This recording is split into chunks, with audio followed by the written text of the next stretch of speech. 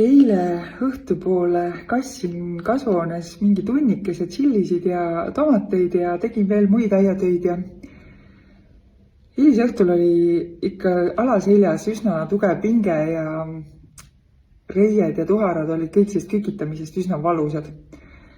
Hommikul ärgates ei olnud ka see enesetunne ja olek väga palju parem ja mõtlesin, et mõeldud tehtud, lähen flõutima. Tunnike flõutimist ja super, ei mingit alaselja valu. Kõik mu jalad ja tuharad justkui uued ja meel ka nagu rahunenud ja puhanud.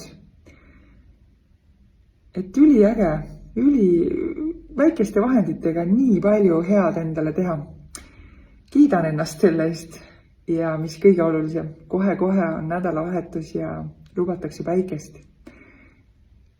Naudime.